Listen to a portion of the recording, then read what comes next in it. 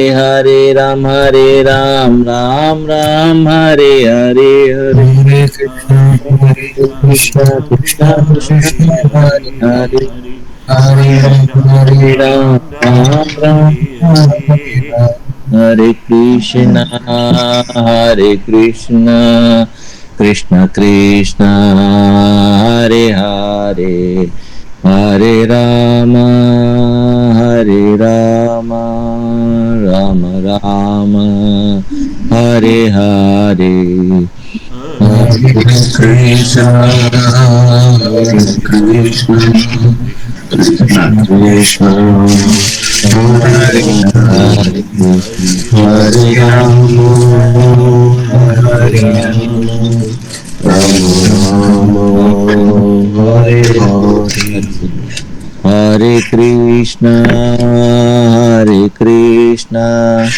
Krishna Krishna Hare Hare Hare Rama Hare Rama Rama Rama Hare Hare Hare Krishna, Hare Krishna, Krishna Krishna, Hare Hare, Hare Rama, Hare Rama, Rama Rama, Hare Hare.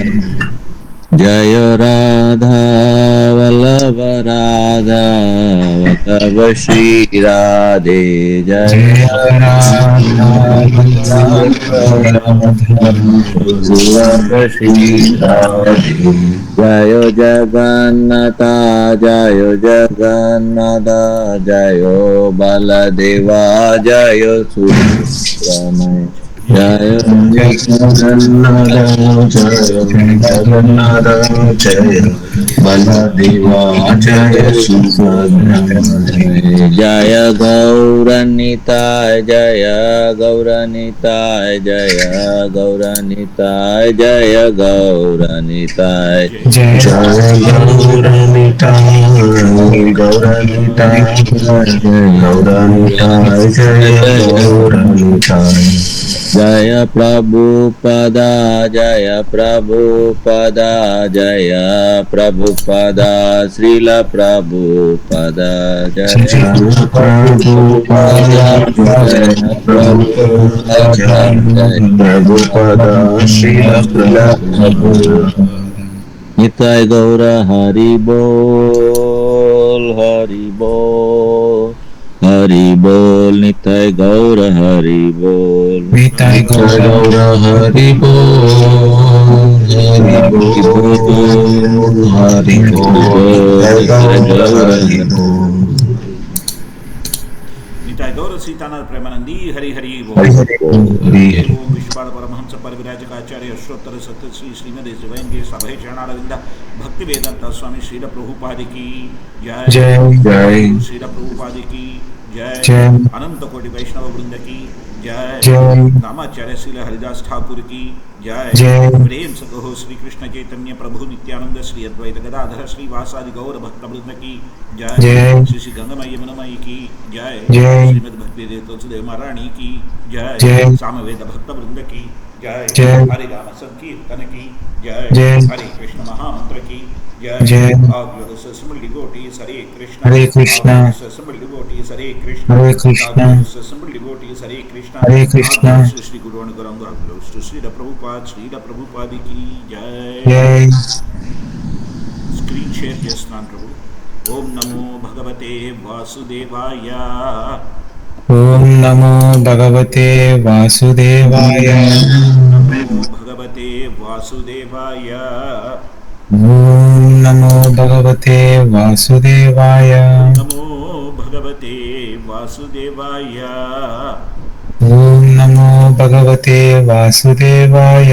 ఓం అజ్ఞానదురంధస్య జ్ఞానంజనశలాకయ చక్షురున్మిళితమేన తస్మై శ్రీగురవే నమః. శ్రీచైతన్యమనోభీష్టం స్థాపితం येन భూతలే స్వయం రూపకదా మహ్యం దదాతి స్వపదాంతికం. నమః ఓం విష్ణుపదాయ కృష్ణప్రస్థాయ భూతలే శ్రీమతే భక్తివేదాంత స్వామినిత్య నామినే. నమస్తే సరస్వతీదేవి గౌరవాణి ప్రచారిణే నిర్విశేష శూన్యవాది పాశ్చాత్య దేశతారిణే. నమో మహావదన్యాయ కృష్ణ ప్రేమ ప్రదాయితే కృష్ణాయ కృష్ణ చైతన్య నామనే. గౌరత్వీసే నమో నమో బ్రహ్మణే go బ్రహ్మణీతాయ జగదితాయ కృష్ణాయ గోవింద నమో నమః. जय श्री कृष्ण चैतन्य प्रभु नित्यानंद श्री अद्वैत गदाधर श्रीवासादि गौर भक्तवृंद. हरे कृष्ण कृष्ण कृष्ण हरे हरे. हरे राम राम राम हरे हरे. हे कृष्ण करुणा सिंधु दीनबंधो जगत्पते गोपेश गोपिका कांत राधा कांत नमोस्तुते. तप्त कांचन गौरांगी राधे वृंदावनेश्वरी वृषभानुसुते देवी प्रणमामि हरिप्रिये. वाञ्छकल्पतरुभ्यश्च कृपा सिन्धुभ्यो च पतितानां पावनेभ्यो वैष्णवेभ्यो नमो नमः. नारायणं नमस्कृत्यं नरं चैव नरोत्तमं देवीं सरस्वतीं व्यासं ततो जयविरुद्धेत्मुखं करोतु वाचालं पुगुं लङ्घयते गिरिं. यत्कृपातमहं दे श्रीगुरुं देवतारिणं परमानन्दमाधवं श्रीचैतन्य ईश्वरं वन्देऽहं श्रीगुरो श्रीयतपदकमलं श्रीगुरुं वैष्णवांश्च श्रीरूपं सागरजातं सागररघुनाथान्वितं तं सजीवं साद्वैतं सावधूतं परिजनसहितं श्रीकृष्णचैतन्यदेवं श्री श्रीराधाकृष्णपदां सगणललितां श्रीविशाखान्वितांश्च. హరే కృష్ణ ప్రభు. ఈరోజు మనం పోయినసారి ఎక్కడైతే ఆపామో అక్కడి నుంచి కంటిన్యూ చేయబోతున్నాం. పోయినసారి మనం హాతీ స్నానం గురించి చర్చించుకున్నాం. గజేంద్ర మోక్షానికి మన అజామిల వృత్తాంతానికి మధ్యన ఉండేటువంటి తేడాని చర్చించుకున్నాం. ఈరోజు దానికి కనెక్టెడ్గా పృథు చక్రవర్తికి మన బ్రహ్మకుమారులైనటువంటి సనంద కుమారులకి మధ్యన చర్చలో సనత్ కుమారుల వారు ఏం చెప్పారు అనేటువంటి విషయాన్ని మనం డీటెయిల్డ్గా మాట్లాడుకోబోతున్నాం. ఇప్పుడు ఈ నలుగురు బ్రహ్మకుమారులు పృథు చక్రవర్తిని ఎందుకు కలిశారు ఇది తెలుసుకోవడం మనకి ముఖ్యం. అయితే ఆ లీలను అంతటినీ కవర్ చేయట్లేదు నేను. జస్ట్ మీకు సింపుల్గా ఆ లీలను చెప్తూ ఈ కాంటెక్స్ట్లోకి తీసుకొస్తున్నాను. వేణ అనేటువంటి రాజు ఉండేవాడు. ఆ వేణ చక్రవర్తి ఆ రాజు ఎంతటి దారుణమైన వ్యక్తి అంటే ప్రజలందరినీ కూడా ఇబ్బంది పెట్టేవాడు. అందుకని బ్రాహ్మణులందరూ కలిసి ఆ రాజుని చంపి ఆ తర్వాత తొడ ఎముకల నుండి ఆ తొడ ఎముకల్ని పూర్తిగా వాటిని మర్దనం చేసి వాటిని పొడిగొట్టి దాని నుండి విష్ణు స్వరూపుడైనటువంటి విష్ణు అంశ అయినటువంటి పృథు చక్రవర్తి వచ్చారు. అలా వస్తే దేవతలు ఋషులు అందరూ కూడా వారిని సంస్తుతి చేస్తారు. అప్పుడు ఆ పృథు చక్రవర్తి భూమాత దగ్గరకు వెళ్ళి, నా ప్రజలందరూ కూడా చాలా ఇబ్బంది పడుతున్నారు, దయచేసి మీరు సమృద్ధిగా అన్నీ ఇవ్వండి, అబండెన్స్ని ఇవ్వండి అని చెప్పి అడుగుతూ ఉంటే ఆవిడ అంత తొందరగా ఆవిడ రియాక్ట్ కాదు. కాకపోతే ఆయన కోపం వచ్చి ఆవిడని పనిష్ చేయడానికి పెడితే ఆవిడ భయపడి, నేను ఆవుగా మారతాను, మీరు నన్ను చక్కగా ఉపయోగించుకోవచ్చు అంటే ఆయన ఆ గోమాత రూపాన్ని ధరించినటువంటి భూదేవి దగ్గర నుండి అనేక రకాలైనటువంటి ఔషధాలు, అనేక రకాలైనటువంటి దివ్యమైన పదార్థాలు అన్నిటినీ తీసుకొచ్చి ఇంకా ఆయన ఏం చేస్తారంటే 100 అశ్వమేధ యజ్ఞాలు చేయాలని ప్రయత్నిస్తారు. అప్పుడు విష్ణుమూర్తి స్వయంగా వచ్చి ఆయనను, మీరు ఇంత చేయవలసిన అవసరం లేదు, మీరు భక్తి చేస్తున్నారు కాబట్టి భక్తి చేస్తూ మీరు చక్కగా రాజ్యపాలన చెయ్యండి అంటే, అప్పుడు మీరు చూశారంటే ఆయన తన ప్రజలకి అందరికీ కూడా ఎలా రాజ్యం సుభిక్షంగా నడవాలి అనేటువంటి విషయాల్ని చెప్పిన తర్వాత ఇంకా ఆయన చక్కగా రాజ్యం చేస్తున్నారు గనక ఆయనకి తన బాధ్యతను చెప్పాలి అని చెప్పి నలుగురు కుమారులు కూడా సనంద కుమారులు, బ్రహ్మకుమారులు నలుగురు కూడా వచ్చి ఈ దేశ ప్రజలు ఆ పృథు చక్రవర్తిని అందరూ కూడా కీర్తిస్తూ ఉంటే వస్తే పృథు చక్రవర్తి వీళ్ళందరి కీర్తనల గురించి పట్టించుకోకుండా వెళ్ళి వారిని ఆహ్వానిస్తారు. ఎందుకంటే వాళ్ళు సదాశివుల వారి కంటే ముందర ఉద్భవించిన వాడు కాబట్టి.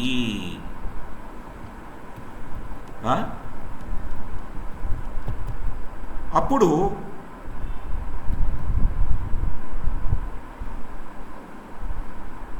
ఆయన చూడండి ఒక ముఖ్యమైన విషయాన్ని చెప్తున్నారు 10వ శ్లోకంలో.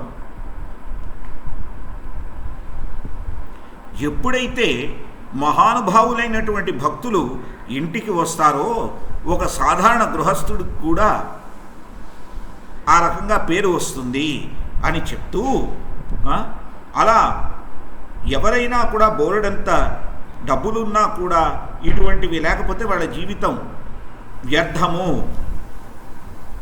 వైష్ణవుల యొక్క సాంగత్యం లేకపోతే జీవితం వ్యర్థం అని చెప్తే అప్పుడు సనత్ కుమారుల వారు మాట్లాడడం ప్రారంభిస్తున్నారు.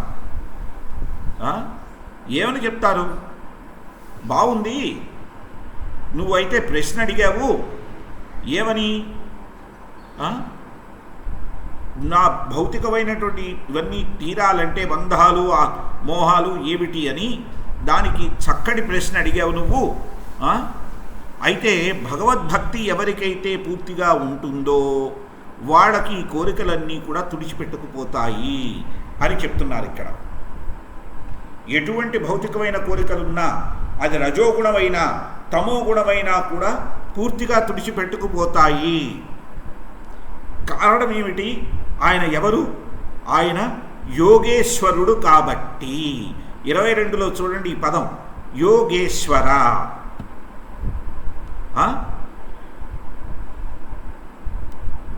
ఇక్కడే మీకు ఒక విషయాన్ని చాలా చక్కగా మనం తెలుసుకుందాం.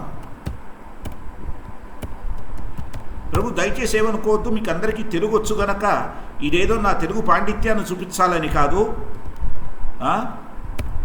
ఇది మనకి కరెక్ట్గా అర్థం కావాలని. యోగేశ్వర, యోగీశ్వర, ఈ రెండిటి మధ్యన తేడా ఏమిటి?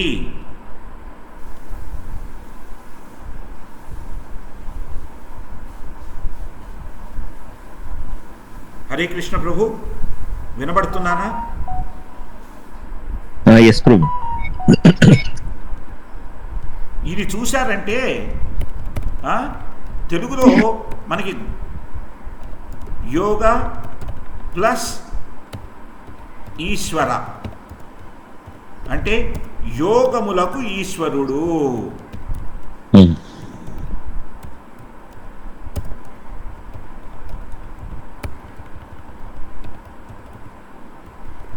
చూస్తున్నారా? యోగి ప్లస్ ఈశ్వర. చిన్నప్పుడు చదువుకొని ఉంటాం కదా తెలుగులో, సవర్ణ దీర్ఘ సంధి గుణసంధి. యా, ఈ యోగీశ్వర సవర్ణ దీర్ఘ సంధి. యోగి ప్లస్ ఈశ్వర, యోగులకు ఈశ్వరుడు.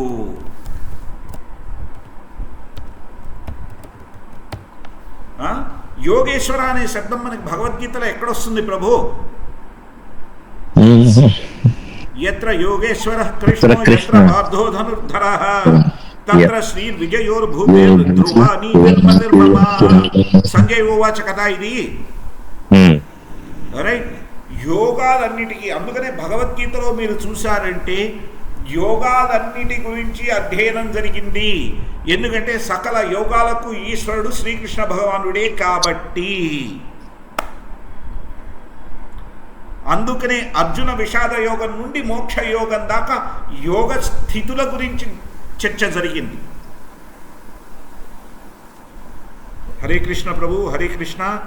ఇది పాయింట్ క్లారిటీ వచ్చిందా?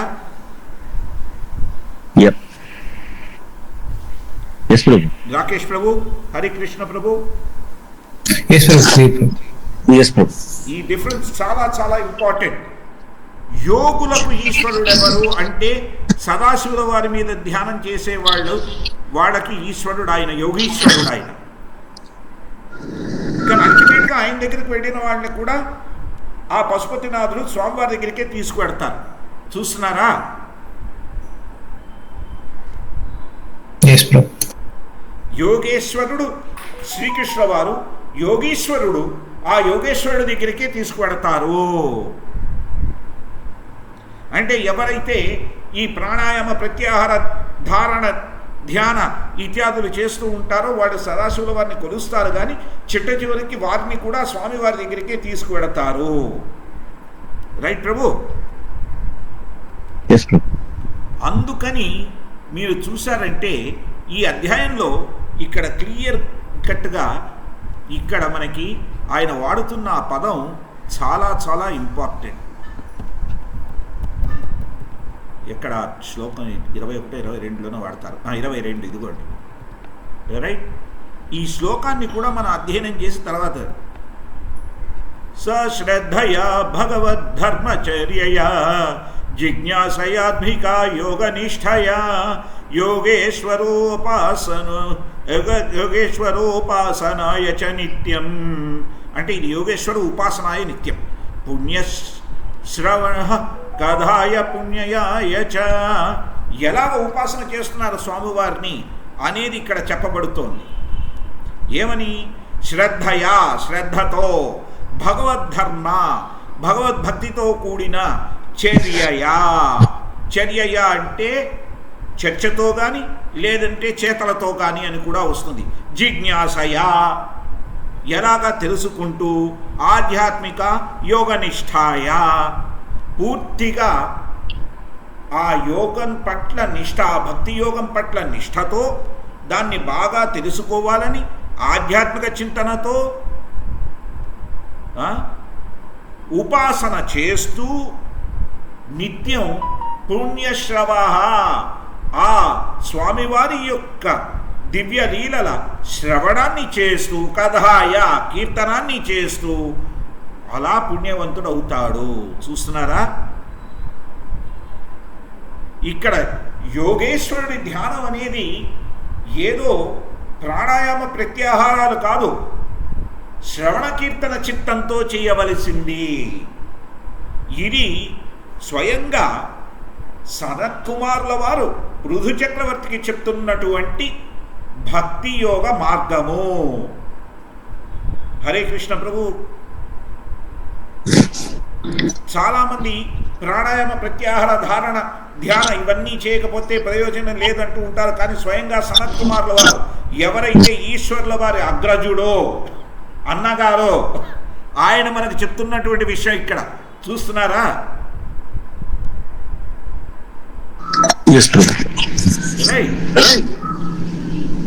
మనం ఇక్కడ గుర్తుపెట్టుకోవాలి. సనత్కుమారుల వారు ఈ మాట ఎందుకు చెప్తున్నారయ్యా అంటే, మీకందరికీ నారదముని అహంకారంతో కూడుకుని ఒకసారి స్వామివారి దగ్గరికి వెళ్ళకపోవడం అనే లీల గుర్తుందా?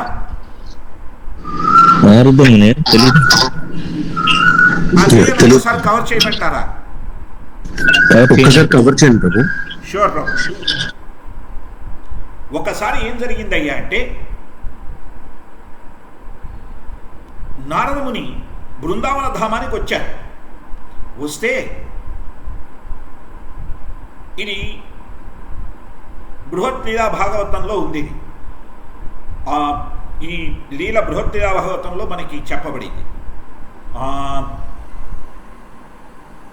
నారదుని అక్కడికి వస్తే అక్కడ ఏం చూశారయ్యా అంటే, ఒక యవనవతి అయినటువంటి ఒక స్త్రీమూర్తి ఇద్దరు ముసలివాళ్ళ పక్కన కూర్చొని ఏడుస్తూ ఉంటుంది. ఏడుస్తూ ఉంటే అక్కడ ఏం జరుగుతుందయ్యా అంటే, నారదుని వస్తారు. అమ్మా, మీరు ఎందుకు ఇంతలా బాధపడుతున్నారు? అది బృందావన ధామానికి వచ్చి ఏం జరిగింది అని అడుగుతారు. అడిగితే ఆవిడ చెప్తారు, అయ్యా, నేను భక్తీదేవిని, వీడిద్దరూ నా కుమారులు, జ్ఞానము వైరాగ్యము. కలియుగం అయినందువల్ల ఈ జ్ఞానానికి వైరాగ్యానికి నీరసించిపోయారు. వృద్ధప్రాయం వచ్చింది, వయసు అయిపోయినట్టు అయిపోయారు, ముసలవాళ్ళు అయిపోయారు. ఈ శ్రీకృష్ణ వారి పాదపద్మాలు తాకినటువంటి ఈ బృందావన ధామానికి తీసుకువచ్చి ఆ ఇసుక వారిని స్పృశిస్తే అయినా వారు ఉద్ధరింపబడతారేమో, వాడు యవనవంతులు అవుతారేమో, వాళ్ళకి శక్తి వస్తుందేమో అని ఆలోచించి ఇక్కడికి తీసుకువచ్చాను. వచ్చినా కూడా ఈ ఇసుక రేణువుల స్పర్శ కలిగినా కూడా వీరిలో మార్పు లేకపోయింది. అందుకని చెప్పి నేను బాధపడుతూ ఏడుస్తున్నానంటే నారదుని అంటారు, అమ్మా భక్తిదేవి, మీరేమీ బాధపడద్దు, నేను స్వామివారి దగ్గరకు వెళ్ళి దీనికి ఏమిటి విరుగుడు అనేటువంటి విషయాన్ని కనుక్కొని అతి త్వరగా తిరిగి వస్తాను అంటారు. అంటే భక్తిదేవి అడుగుతారు ఆయన్ని, నిజంగా నా నారదముని అంత త్వరగా దీనికి మీరు నాకొక ఉపశమనాన్ని చెప్తారా, ఒక సొల్యూషన్ని చెప్తారా అంటే తప్పకుండానమ్మా, ఇలా పెడతాను, అలా వచ్చేస్తానంటారు. ఓహో చాలా సంతోషం అంటారు భక్తిదేవి. నారదముని బయలుదేరతారు. ఆయనకి చేరలేని ప్రవేశించలేని లోకాలు ఎక్కడా లేవు కదండి. త్రిలోక సంచారని కదా ఆయనకు పేరు. ఏమవుతుంది, ఆయన ఎంత వెళ్ళినా కూడా ఈ మహత్తత్వాన్ని దాటి వెళ్ళలేకపోతారు. స్వామివారి సందర్శనం కలగదు ఆయనకి. అలా తిరిగి తిరిగి ప్రయాణం చేసి చేసి చేసి చేసి చేసి అలిసిపోతారు నారదముని. అలిసిపోతే అప్పుడు ఆయనకు అర్థమవుతుంది, ఆహా నేను అహంకారంతో బయలుదేరాను కదా, నేను స్వామివారిని అలా దర్శించుకోగలను అనేటువంటి అహంకారంతో బయలుదేరాను.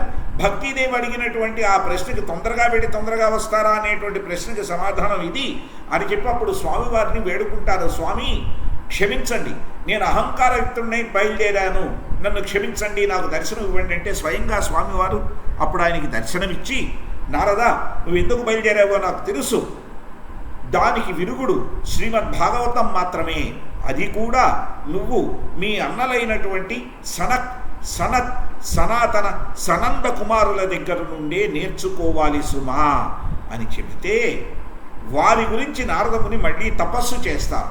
తపస్సు చేస్తే సనంద సనాతన సనత్ కుమారుల బ్రహ్మకుమారులు నలుగురు కూడా ప్రత్యక్షమై వారికి శ్రీమద్భాగవతాన్ని పూర్తిగా వివరణతో నేర్పిస్తారు.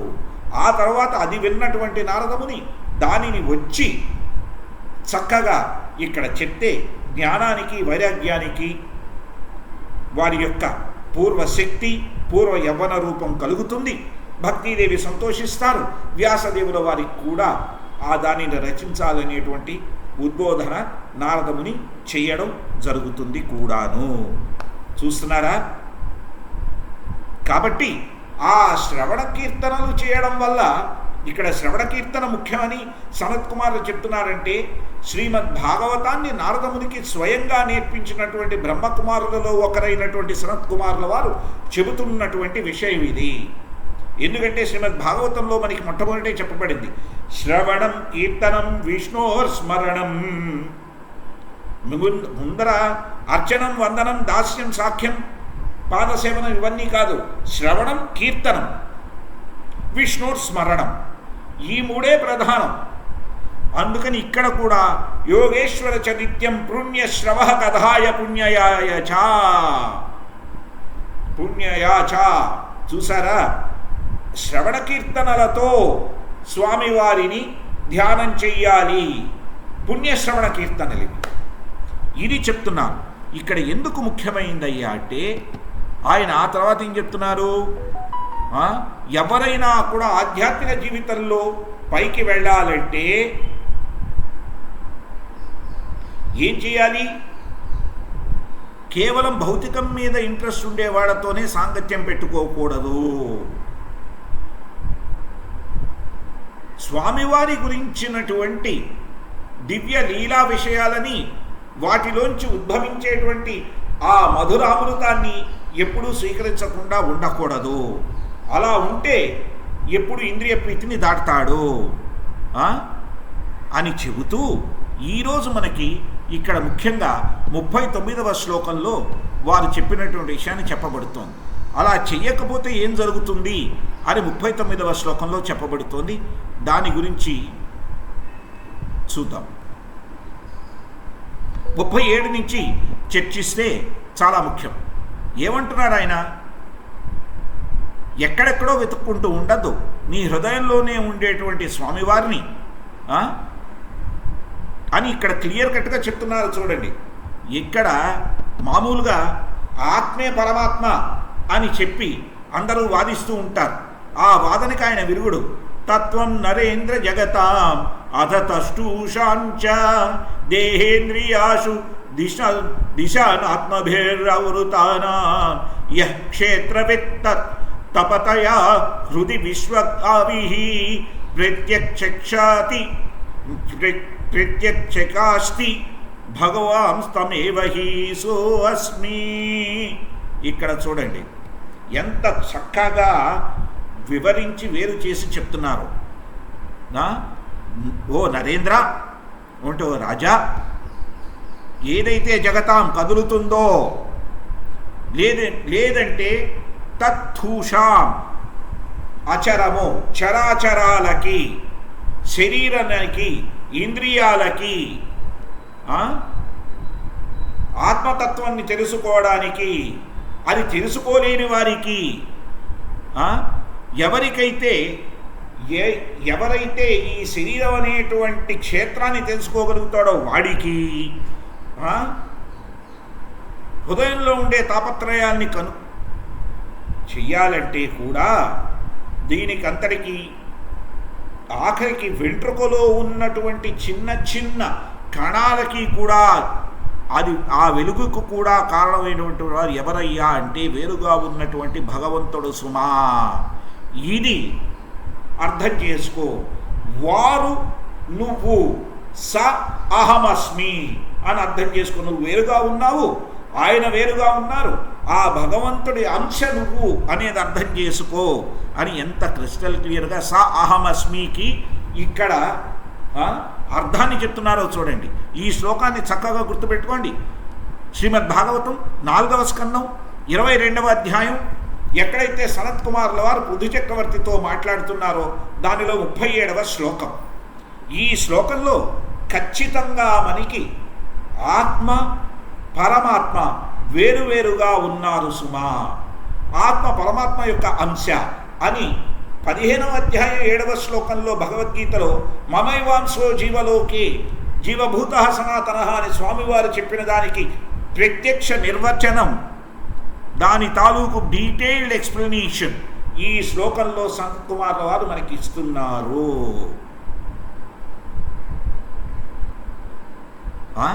ఎలాగైతే ఆ జీవాత్మ భౌతికమైన ప్రకృతి ప్రభావంలో ఉంటుందో, అయితే వీటన్నిటికీ అధిపతి అందరి హృదయాలలో ఉన్నటువంటి ఆ పరమాత్మ స్వరూపుడైనటువంటి స్వామివారు చక్కగా ఇక్కడ మనకి వివరంగా చెప్పబడుతోంది.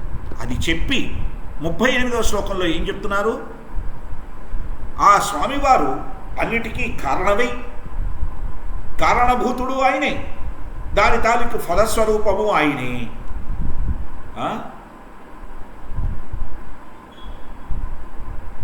ఎవరైతే శరీరాన్ని ఆత్మ అనుకోకుండా ఎలాగైతే ఒక పావుని తాడనుకున్నట్టుగా ఆ భ్రమలోకి వెడకుండా ఎవడైతే శరీరాన్ని జీవాత్మని వేరు అని అర్థం చేసుకొని నేను జీవాత్మని అర్థం చేసుకుంటే వాడికి మాత్రమే పరమాత్మను అర్థం చేసుకోగలిగినటువంటి అవకాశం దక్కుతుంది.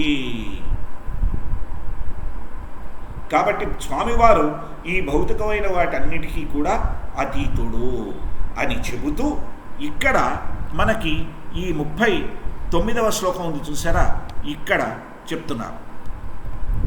ఏమని చెప్తున్నారు ఇందులో? ఈ 39వ శ్లోకం మన అధ్యయనం చేద్దాం. యత్పాద పంకజ పలస విలాస భక్త్యా కర్మాశయం గ్రథితం ఉద్గ్రధయంతి సంతః తద్వాన రిక్తమతయో యతయోపి రుద్ధ శ్రోతో గణాస్తం అరణం భజ వాసుదేవం. ఇక్కడ ఏమంటున్నారు చూడండి. యత్ పాద పంకజ పలసా విలాస భక్త్యా, యత్ ఏ పాద పంకజ పాదపద్మాలని రెక్కలుట. ఏమిటా రెక్కలు? పలాస అంటే పలాశ అంటే రెక్కలు, పలాశ అంటే రెక్కలు. రెక్కలు ఏవి? వారి యొక్క కాలి వేళ్ళు, టోస్. వాటిని ఎవరైతే ఆనందిస్తారో దేనితో? భక్తితో. ఇది అతి ముఖ్యమైనది. భక్తులు ఎవరైతే పూర్తిగా స్వామివారి పాదపద్మాలని, వారి యొక్క పాదపద్మాల వేళ్ళని ఎవరైతే నిత్యం సేవిస్తూ ఉంటారో వారికి ఏమవుతుందిట, ఈ భౌతికమైన బంధాలన్నిటినీ కూడా దాటగలిగిన శక్తి వస్తుంది. కానీ అదే భగవద్భక్తులు కాని వాళ్ళకి ఇది చాలా కష్టం అవుతుంది, ఎంత జ్ఞానులైనా ఎంత యోగులైనా. కాబట్టి ఏమంటున్నారు, ఎప్పుడూ కూడా భగవంతుడు భక్తియుక్త సేవలోనే ఉండు. ఎవరు? ఆ వసుదేవ నందనుడు, వసుదేవ సుతం దేవం కంసచాణూరమర్దనం దేవకీ పరమానందం కృష్ణం వందే జగద్గురు. ఆ స్వామివారి సేవలోనే ఉండాలి అని చెప్పి ఈ 39వ శ్లోకంలో చెప్తున్నారు. కాబట్టి ఇది చాలా ముఖ్యమైన విషయం. యోగులు కావచ్చు, జ్ఞానులు కావచ్చు, కర్మిష్ఠులు కావచ్చు, కానీ భగవత్తత్వ విజ్ఞానం లేకపోతే, భగవద్భక్తి లేకపోతే ఆ స్వామివారి పాదపద్మాల యొక్క వేళ్లను స్పృశించి సేవ చెయ్యని పక్షంలో, ఎందుకు ఆ పద్మాలకు రెక్కలు ఆ వేళ్ళే. మామూలుగా ఏ పువ్వునైనా ముట్టుకుంటే ఆ రెక్కలు మెత్తగా ఆనందిస్తాం కదండి, ఆనందిస్తామా లేదా?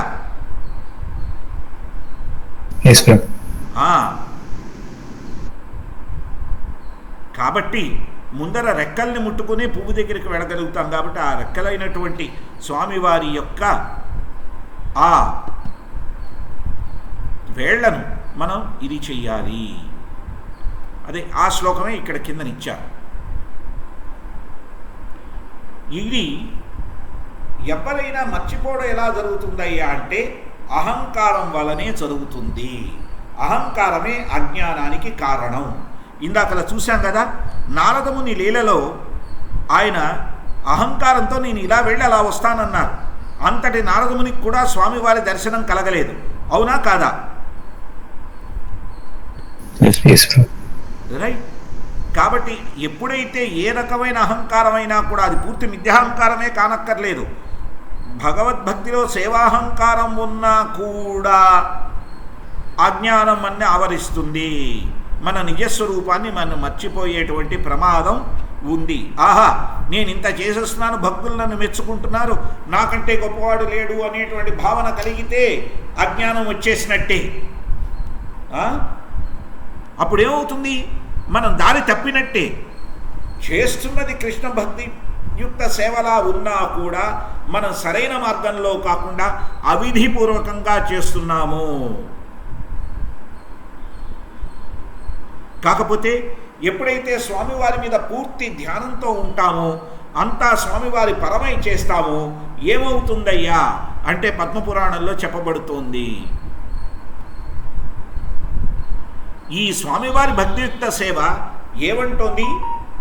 అనుభవం కాదు, ఆత్మానుభూతి. అత్యుత్తమ స్థితి ఆత్మ అనుభూతి. అనుభవించడం వేరు, అనుభూతి వేరు. అనుభవించిన తర్వాత కలిగినటువంటి విజ్ఞానం ఉంది చూసారా, అది అనుభూతి. ఈ అత్యున్నత స్థితి ఆ అనుభూతి. ఆ అనుభూతి కలిగితే ఏమవుతుంది? ఈ భౌతికం వల్ల కలిగినటువంటి ఎటువంటి ఇబ్బందులైనా వాటినన్నిటినీ దాటేయగలుగుతాము. ఇదే ఎలా పనిచేస్తుందయ్యా? ఒక దావానలల్లా పనిచేస్తుంది. మనం ఇప్పుడు ఉదయాన్నే రూపాల గారి గురించి కీర్తన పాడినప్పుడు గురువందనం కీర్తన పాడతాం కదా, దానిలో మొదటి లైన్ ఏమిటి చెప్పండి? సంసారదావానలలిత లోక త్రణయ కారుణ్య ఘన ఘనత్వం ప్రాప్తస్య కళ్యాణ గుణార్ణవస్య వందే గురు శ్రీ చరణరవిందం.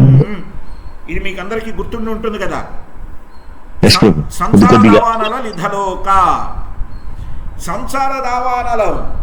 కాకపోతే ఇక్కడ మాట్లాడుతున్నది ఏమిటి? కృష్ణ చైతన్యం ఆధ్యాత్మిక దావానిలం ఏదైతే సంసార సాగరంలో ఉండేటువంటి దౌర్భాగ్యాలన్నిటినీ కాల్చివేస్తుందో,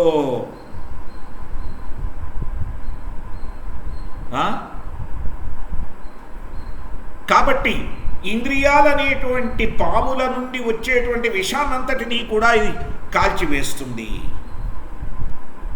ఇప్పుడు మీరు 2వ అధ్యాయంలో చూశారనుకోండి, భగవద్గీతలో స్వామివారు ఒక విషయం చెప్తారు. ఆపూర్యమానమచల ప్రతిష్టం సముద్రమావాహ ప్రవిశంతి యద్వత్ యద్వత్ కామాయం ప్రవిశంతి సర్వే సశాంతిమాప్నోతి నకామకామి. కోరికలు ఉండవని కాదు, ఆపూర్యమానమచల ప్రతిష్టం సముద్రమాపహ ప్రవిశంతి యద్వత్. అన్ని కాలవలు, అన్ని చెరువులు, అన్ని నదుల్లో ఉండేటువంటి నీరు సముద్రంలోకి వెడుతాయి. నీళ్ళన్నీ సముద్రంలోకి వెళ్ళినా కూడా సముద్రం చాలా స్థిరంగా గంభీరంగా ఉంటుంది. అలాగే ఆపూర్యమానమచల ప్రతిష్టం సముద్రమాపహ ప్రవిశంతి యద్వత్ తద్వత్ కామాయం ప్రవిశంతి సర్వే. అలాగే ఈ కోరికలన్నీ కూడా ఎవరిలోకి వచ్చినా కూడా స శాంతిమాప్నోతి, ఆ కామాలకన్నిటికీ అతీతుడుగా ఉంటాడు గనక శాంతితో ఉంటాడు. నా కామకామి, ఆ కామాలు వచ్చినా కూడా వాటిని కామించని వాడు కాబట్టి.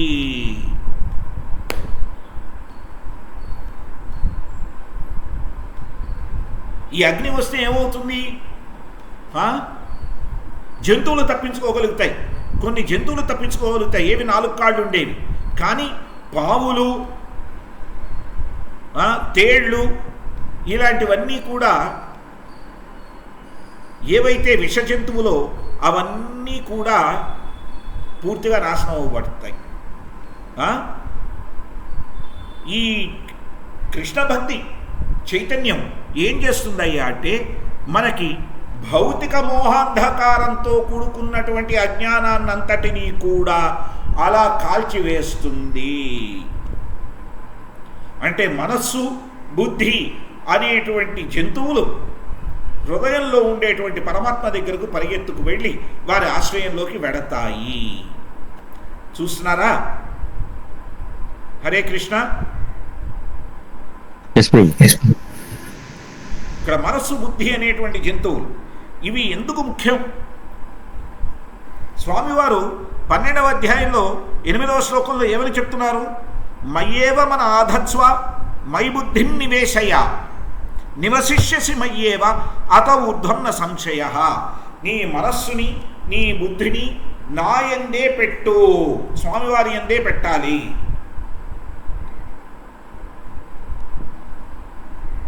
చూసారా? మయ్యేవ మన ఆధత్స్వ మై బుద్ధిం నివేశయ నివసిష్యసి మయ్యేవా. అప్పుడు నా యందే నువ్వు ఉంటావు, స్వామివారి యందే ఉంటాము. ఇప్పుడు స్వామివారి భగవద్గీతలో మైతే తేషు చాప్యహం అని ఒక శ్లోకంలో అంటారు. ఏం శ్లోకం చెప్పండి అది? ఒకసారి వెతకండి.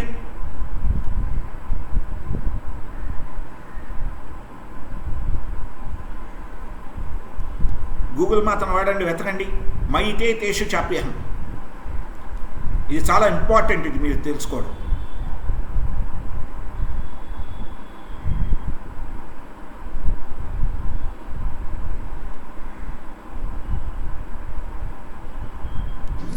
ప్రభుజీ ఇంకోసారి చెప్పండి ప్రభుజీ. మయ్యర్ పిత మయితే మయితే తేషు చాప్యహం. నేను వారి యందు ఉంటారు, వారు నా యందు ఉంటారు.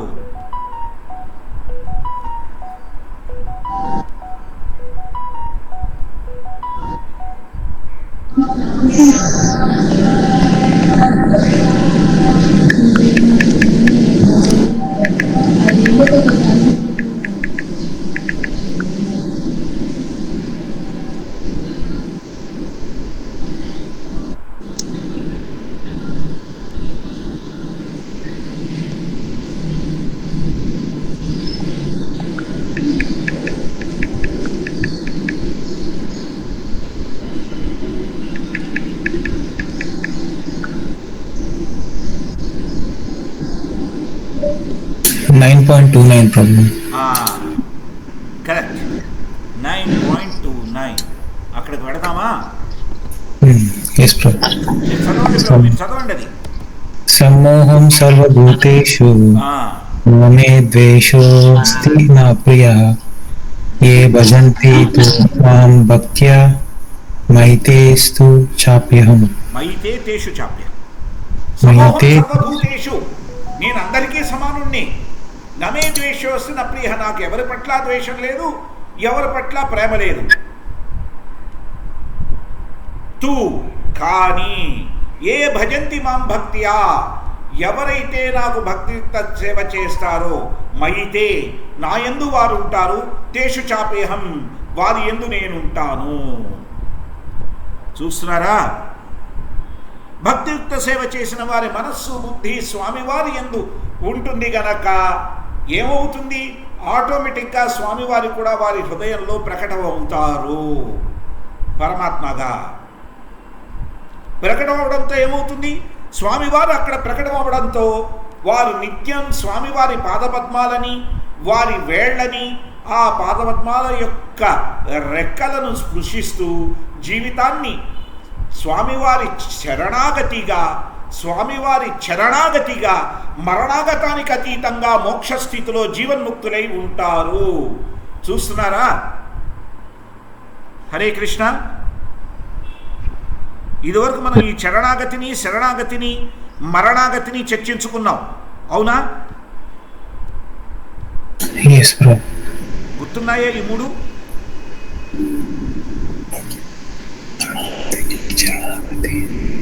ఒక్కసారి గుర్తు చేస్తాం. చరణాగతి అంటే స్వామివారి చరణాల దగ్గరికి వెళ్ళడము. ఆయన చరణాల దగ్గరికి అంటే పాదపద్మాల దగ్గరికి వెడితే శరణాగతి, అదే స్వామివారి యొక్క శరణ్యం, స్వామివారి శరణం దక్కుతుంది. అలా దక్కితే మరణాగతి అంటే పుట్టుక చావు జనన మరణ చక్రం దాటి మోక్ష స్థితిలో ఇప్పటి నుంచే ఉంటాము. చూస్తున్నారా? హరే కృష్ణ. ఇదివరకు మనం దీని గురించి చర్చించుకున్నాం, అయినా కూడా ఒక్కసారి మీకు ఈ సందర్భంలో గుర్తు చేసి ఈరోజు అధ్యయనాన్ని ముగిద్దాం. ఎందుకంటే చాలా ముఖ్యం. రణం అంటే ఏమని చర్చించుకున్నాం ఇదివరకు? రణం అంటే అర్థం ఏమిటి చెప్పండి?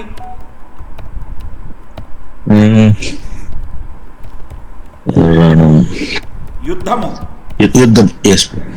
రైట్. అర్జునుడు వాడతారు కదా మొదటి అధ్యాయంలో రణాదపి అని. ఎక్కడ? ఫస్ట్ చాప్టర్ భగవద్గీతలో ఎక్కడో వాడతాడు ఆయన అర్జునుడు.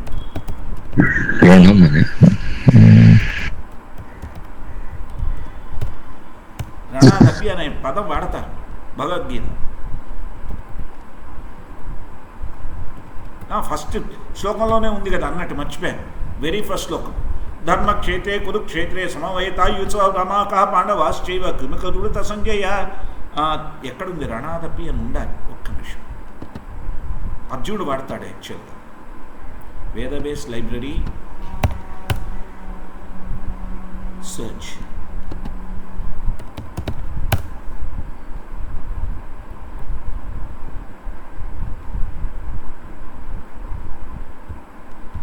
ఇదిగోండి భగవద్గీత. అర్జున ఉవాచ సేనయోర్మధ్యే రథం స్థాపయామి అచ్యుత యావదేతా నిరీక్ష్యహం యోద్ధుకామానవసితాన్ కైర్మహాసహ యోధవ్యం అస్మిన్ రణసముద్యమే. రణము అంటే అర్థం చూడండి. స్ట్రైఫ్ అని ప్రభుపాద్ గారు అన్నారు, దానికి యుద్ధం అని కూడా పేరుంది. రైట్. రణసముద్యమే యుద్ధం, రణము యుద్ధము. రైట్. చ ప్లస్ రణం. చ అంటే సంస్కృతంలో అర్థం ఏమిటి చూడండి.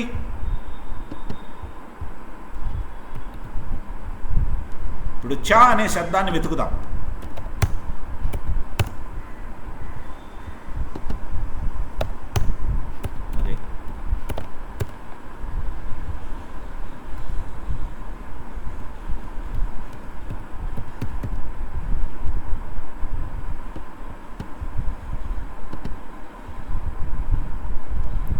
కృతకృత్యశ్చ భారత. అది కృతకృత్యశ్చ.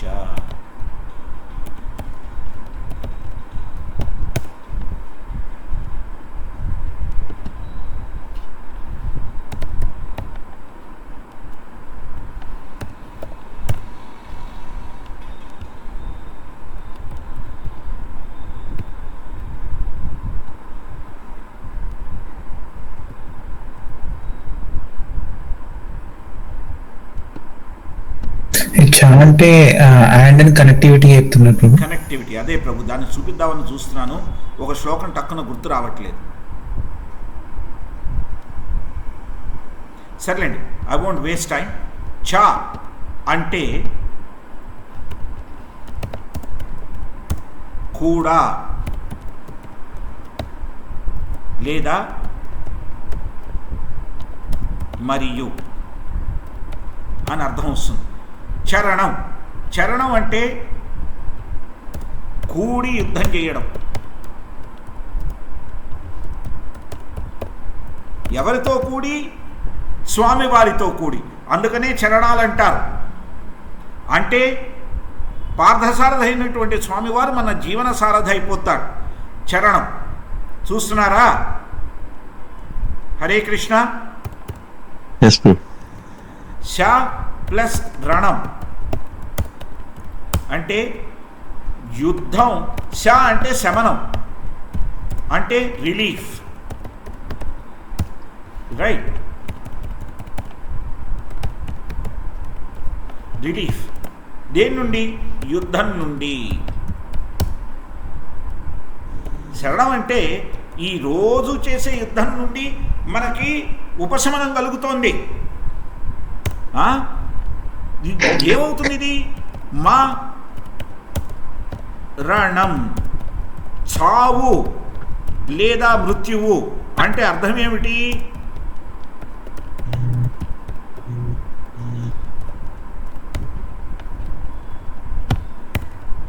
మృత్యు అంటే అర్థం ఏమిటి?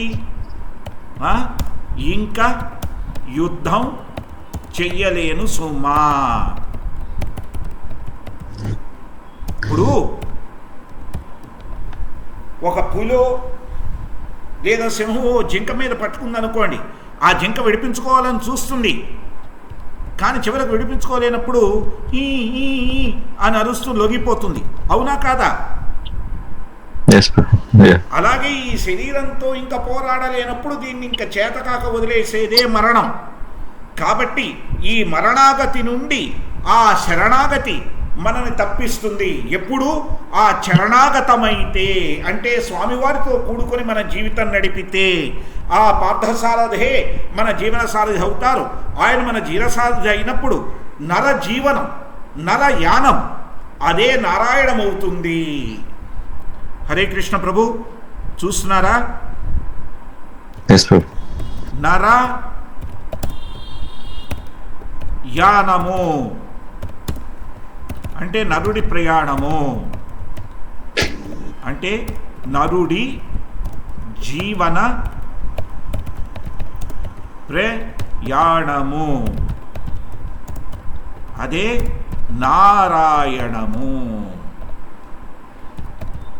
నారాయణం ఎప్పుడవుతుంది? నర జీవనయానం నారాయణం ఎప్పుడవుతుంది? మనస్సు బుద్ధి స్వామివారి మీద పూర్తిగా కేంద్రీకరించి స్వామివారి పరమైతే. మైతే తేషు చాప్యహం అని స్వామివారు భగవద్గీతలో చెప్తున్నారు కదా.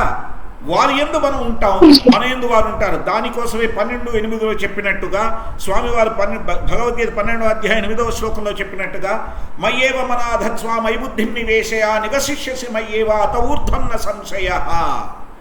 ఆయన మీద మనస్సును బుద్ధిని కేంద్రీకరిస్తే వారి యందు స్థిరంగానే ఉంటాము. అప్పుడు ఈ విశ్వం మనకి విశ్వం కాకుండా విశ్వాకారమై స్వామివారి ప్రత్యక్ష రూపమై మనకి ఈ త్రిగుణాలకు అతీతమైనటువంటి శుద్ధసత్వంలో జీవితం గడిపేటువంటి అవకాశాన్ని ప్రసాదిస్తుంది స్వామివారి కృప వలన. చూస్తున్నారు కదండి ప్రభు. విశ్వాకారం అంటే అది స్వామివారిని గుర్తించడం, స్వామివారి యందు మనస్సుని బుద్ధిని స్థిరం చేయడం. హరే కృష్ణ. ఇది ఈరోజు మనం తెలుసుకోవాల్సిన విషయం. ఏమైనా ప్రశ్నలు ఉన్నాయా? నాకు ఒక ప్రశ్న ప్రభు. అడగండి. ఇక్కడ చరణాగతి మాట్లాడాం ప్రభు. అయితే గురువు గారి పాదాలని టచ్ చేస్తూ మనము మొత్తం ఒబిసెన్స్ చేస్తే ఇలా టచ్ చేయొచ్చా చేయరాదా అనేది నా క్వశ్చన్ ప్రభు. పాదాలు గురువు గారి పాదాలను ఎందుకు టచ్ చేయకూడదు అంటారంటే దీక్ష తీసుకొని వాళ్ళ పాపాలన్నీ ఆ పాదాల ద్వారా చేరతాయి. ఓకే. దానివల్ల వారికి సఫరింగ్ వస్తుంది. అందుకని ఎవరైతే దీక్ష తీసుకున్నారో వాడని టచ్ చేయమంటారు. అంటే నీ ఇంకో రూపంగా వింటున్న ప్రభు, అసలు ఎవరి పాదాలను మేము ముట్టకూడదు, ఎందుకంటే చక్రాలు ఉంటాయి, ఆ చక్రాల వల్ల మనకేం వస్తుందో వాళ్ళకేం వస్తుందో తెలియదు. అలా అందుకే కాదు ప్రభు, గురువు గారి దగ్గర దీక్ష తీసుకుంటే గురువు గారు ఈ శిష్యుడి పాపాలన్నింటినీ శిష్యురాలి పాపాలన్నింటినీ తీసుకుంటానన్నారు గనక వారి పాదాలని స్పృశించవచ్చు. అయితే స్పృశించడానికి ముందర శిష్యుడు పాపాలు చేయడం ఆపేయాలి. Okay right Prabhu? Prabhu. Okay, that's number 1. Number 2, ఎవరి పాదాలు పడితే వారి పాదాలు ముట్టుకుంటే ఆ పాదధూళి నుంచి వారి కామధూళి మనకి దక్కే ప్రమాదం ఉంది. రైట్? అందుకని ఎవరి పాదాలు పడితే వారి పాదాలు ముట్టుకోకూడదు. నెంబర్ 2. నెంబర్ 3, మీరు గురువందనంలో చూశారనుకోండి, సాక్షాత్ హరిత్వేన సమస్త శాస్త్రే ఉక్తస్తదా భావ యతయేవ సాఢ్భేర్ కింటూ ప్రభోర్యా ప్రియయేవ తస్య వందే గురోర్ శ్రీచరణారవిందం. గురువు గారు ఎవరయ్యా అంటే సాక్షాత్తు హరి. కాబట్టి వారి పాదపద్మాల్ని స్పృశిస్తే అవి స్వామివారికే దక్కుతాయి, ఆయన తీసుకోరు గనుక అందులో ఎటువంటి పాపము చెడు లేదు. చూస్తున్నారా ప్రభు? థ్యాంక్ యూ ప్రభు. థ్యాంక్ యూ ప్రభు. హరే కృష్ణ. ఇంకేమైనా ప్రశ్నలు ఉన్నాయా ప్రభు? ఓకే, లేకపోతే ఈరోజు అధ్యయనాన్ని ఇక్కడ ఆపుదాం. శ్రీ భక్తి రసామృత సింధుకి జయ, శ్రీమద్ భాగవతం కి జయ, శ్రీమద్ భగవద్గీత की जय, శ్రీల ప్రభుపాదికి జయ, నితాయ్ గౌర సీతానాథ ప్రేమానందీ. హరి హరి హరే కృష్ణ. హరే కృష్ణ. హరే కృష్ణ.